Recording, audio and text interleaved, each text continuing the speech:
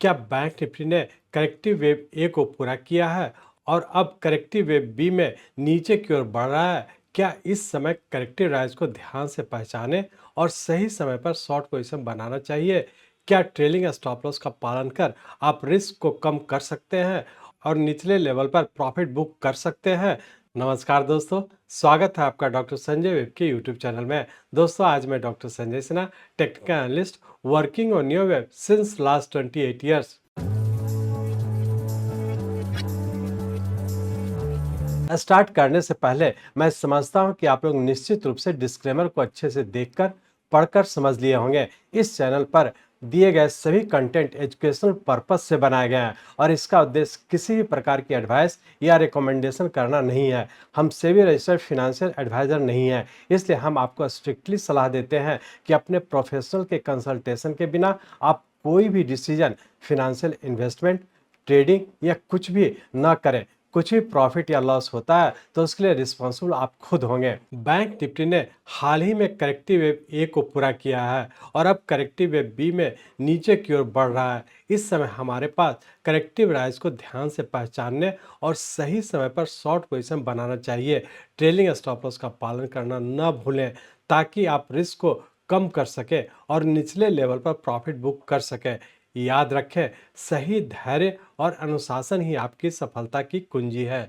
आइए इसे step by step समझने के लिए चलिए हम लोग चलते हैं बैंक निफ्टी के रियल टाइम चार्ट पर। ये बैंक निफ्टी का हम लोग का डेली चार्ट है। इस डेली चार्ट में हम लोग देखे थे कि 26 सितंबर 2024 को हम लोग का एक इम्पल्स वेव कंप्लीट किया था और इसका यहाँ पे हम लोग का करेक्टिव फॉल के तहत नीचे करेक्शन में इंटर कर चुका था। यहाँ पे हम लोग का वेरी शॉर्ट टर्म का एक पैटर्न कंफर्म किया था। ये इंडिकेट किया था कि शॉर्ट टर्म में भी हम लोग करेक्शन में ही रहने की संभावना, जिसके तहत यहाँ पे हम लोग देखे थे कि 26 सितंबर 2024 का जब नीचे की ओर कंटिन्यू किया था, जिसके तहत नीचे का ए, बी और सी वेव जो कि एक जिगजैग पैटर्न में इस पॉइंट पे कंप्लीट किया था। इस तरह से हम लोग कह सकते हैं कि 26 सितंबर 2024 से लेकर के 21 नवंबर 2024 तक रफली 35 डेज का करेक्शन था, जो कि एक जिगजैग पैटर्न में इस पॉइंट पे पूरा किया था और पुनः यहाँ से हम लोग फिर से ऊपर की ओर कंटिन्यू कर चुके थे। अब हम लोग ये देखने की कोशिश करेंगे कि 21 नवंबर 2024 का जब ऊपर की ओर कंटिन्यू किया तो इसका सबऑर्डिनेट वेव किस पैटर्न में है और आने वाले समय क्या होने की संभावना है। तो इसके लिए हम लोग इस डेली चार्ट को कन्वर्ट करते हैं आवरली चार्ट में। यहाँ पे हम लोग आवरली चार्ट में आ चुके हैं। इस आवरली चार्ट में हम लोग देख रहे हैं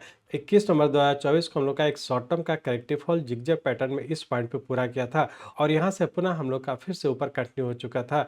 यहाँ पे हम लोग का करेक्शन का पैटर्न कंफर्म किया था। ये इंडिकेट किया था कि हम लोग का यहाँ पे एक जिगजैग पूरा करके और पुनः फिर से ऊपर की ओर कंटिन्यू कर चुके थे। पिछले वीक हम लोग यहाँ पे डिस्कस किए थे कि यहाँ से जब ऊपर की ओर कंटिन्यू किया था, जिसके तहत ऊपर का 1, 2 और 3, यहाँ पे हम लोग का एक 3 वेव के फॉर्म में इस पॉइंट पे पूरा किया।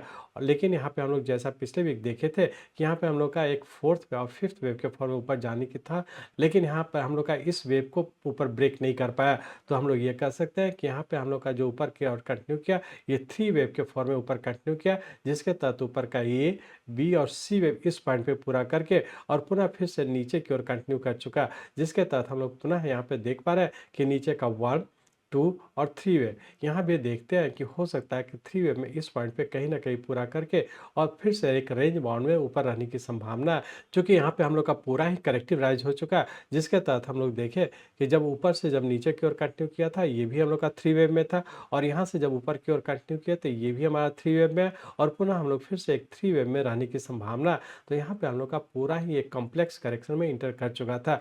जैसा कि आप लोग को याद होगा कि 1-2 मंथ पहले ही हम लोग डिस्कस किए थे कि बैंक निफ्टी में हम लोग का पूरा का ही एक करेक्शन में रहने की संभावना और अकॉर्डिंगली उसी हिसाब से हम लोग का पूरा ही एक कॉम्प्लेक्स करेक्शन में मूव कर रहा है। तो यहाँ पे हम लोग देख पा रहे हैं कि यहाँ से जब हम लोग नीचे की ओर कंटिन्यू किए, जिसके तहत पुनः हम लोग फिर नीचे का 1, 2 और थर्ड वेव में नीचे कंटिन्यू है। लेकिन ये थर्ड वेव हम लोग सिर्फ इसलिए कर रहे हैं कि यहाँ पे हम लोग सिर्फ वेव को फॉलो करते हुए नीचे की ओर कंटिन्यू रखेंगे। जब हम लोग का फिर से ऊपर पैटर्न कंफर्म करेगा तभी हम लोग ये डिसाइड करें कि ये करेक्टिव फॉल है या फिर इम्पल्स वेव के फॉर्म है।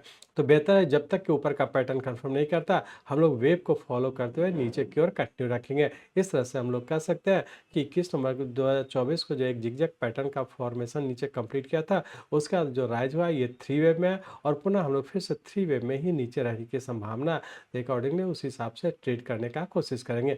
अब टाइम साइकिल की बात करें तो टाइम साइकिल में भी हम लोग देख रहे हैं कि 21 नवंबर 2024 से जब ऊपर कंटिन्यू किया था 3 वेव में, जिसके तहत ऊपर का ये, बी और सी वेव इस पॉइंट पे पूरा किया, जिसमें कि रफली हम लोग का 11 डेज़ का टाइम लगा।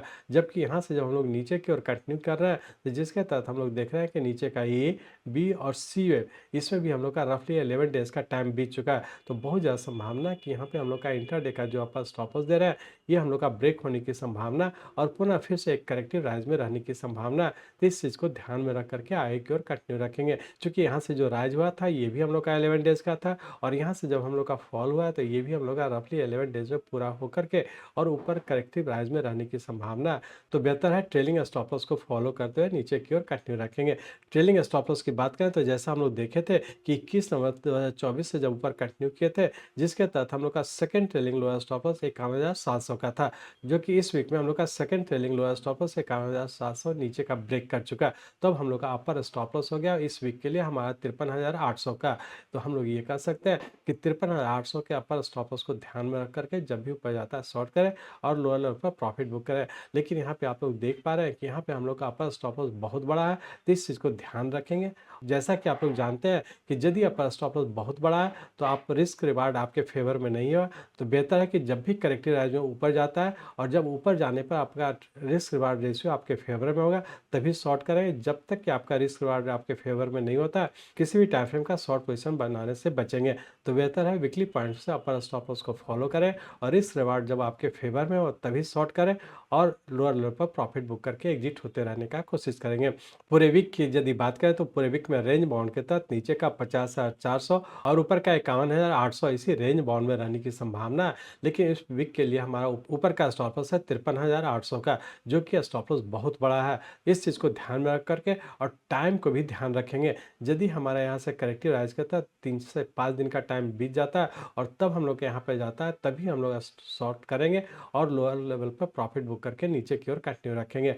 अब हम लोग देखते हैं कि मंडे ट्यूसडे को क्या होने की संभावना है। तो इसके लिए हम लोग इस आवरली चार्ट को कन्वर्ट करते हैं 15 मिनट के चार्ट पे। ये हम लोग का 15 मिनट का चार्ट है। इस 15 मिनट के चार्ट में हम लोग देख रहे हैं कि हम लोग का एक थर्ड वेव पूरा करके और नीचे करेक्शन में इंटर किया था, जिसके तहत नीचे का ए, बी और सी वेव के फॉर्म में नीचे कंटिन्यू है। इस सी वेव के तहत भी हम लोग देख रहे हैं कि नीचे का 1, 2, 3, 4 और 5 वेव, यहाँ पे हम लोग का फिफ्थ वेव कहीं ना कहीं पूरा होने की संभावना। तो या तो उससे बड़े टाइम फ्रेम का हमारा थर्ड वेव होगा, या हो सकता है कि नीचे का ए, बी और सी वेव के पैटर्न में इस पॉइंट पे पूरा होने की संभावना। तो बेहतर है इंटरडे के अपर स्टॉप लॉस को स्ट्रिक्टली फॉलो करते हुए नीचे की ओर कंटिन्यू रखेंगे। मंडे ट्यूसडे के लिए रेंज बाउंड के तहत नीचे का 50,500 और ऊपर का 51,400 इसी रेंज बाउंड में रहने की संभावना। इंटरडे के पॉइंट से ऊपर का स्टॉप लॉस होगा 52,200 का। इसी अपर स्टॉप लॉस को ध्यान में रखकर छोटे से रेंज बाउंड में ट्रेड करने का कोशिश करेंगे। सिर्फ ध्यान रखेंगे कि जो राइज होगा ये भी करेक्टिव राइज होगा, लेकिन यदि हम लोग का अपर स्टॉप लॉस ब्रेक करता है तो फिर से हम लोग डिक्लाइन पे बाय करके आगे की ओर कंटिन्यू रखेंगे जब तक कि इंटरडे का अपर स्टॉप लॉस ब्रेक नहीं करता। जब भी करेक्टिव राइज में ऊपर जाता है शॉर्ट करें और आपका जब रिस्क रिवार्ड आपके फेवर में हो तभी शॉर्ट पोजिशन बनाने का कोशिश करेंगे।